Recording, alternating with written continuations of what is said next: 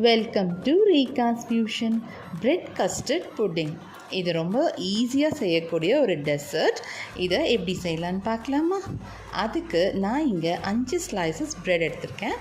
இதை இந்த மாதிரி சைட்ஸை கட் பண்ணி எடுத்துக்கோங்க. சின்ன சின்ன பீசஸாக கட் பண்ணி இதை நம்ம டீப் ஃப்ரை பண்ணி எடுக்கணும். ஆயில் சூடானதும் இந்த மாதிரி டீப் ஃப்ரை பண்ணி எடுத்துக்கோங்க. நல்லா கிறிஸ்பியாக கோல்டன் ப்ரௌன் கலரில் வரணும். எடுத்து பக்கத்தில் வச்சுக்கோங்க. இப்போ நம்ம ஒரு சுகர் சிரப் ரெடி பண்ணிக்கலாம். அதுக்கு ஒரு பேனில் 1/2 கப் சர்க்கரை, 1/2 கப் தண்ணி சேர்த்து கலந்து விட்டுட்டு கொஞ்சமாக சாஃப்ரான் யூஸ் பண்ணுறேன். இதை சேர்த்து கலந்து இப்படி ஸ்டிக்கியாக வந்ததும் ஆஃப் பண்ணிவிட்டு நம்ம அரேஞ்ச் பண்ணி வச்சுருக்கிற அந்த பிரெட் ஸ்லைசஸ் மேலே இந்த மாதிரி ஊற்றிக்கோங்க.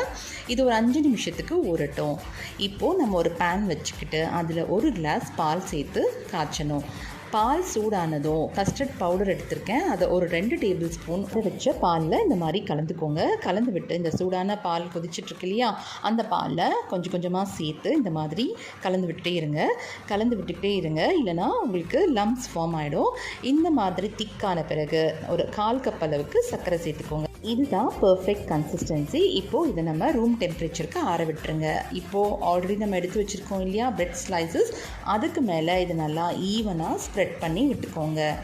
இந்த மாதிரி ஸ்ப்ரெட் பண்ணிவிட்டு நான் இங்கே ட்ரை ஃப்ரூட்ஸ் வச்சுருக்கேன். அதை இந்த மாதிரி டெக்கரேட் பண்ணிவிட்டு ஒரு 1 மணி நேரத்துக்கு ஃப்ரிட்ஜில் வச்சு எடுத்துக்கோங்க. ஃப்ரீஸ் பண்ண வேண்டாம், ஃப்ரிட்ஜில் வச்சு எடுத்துக்கோங்க.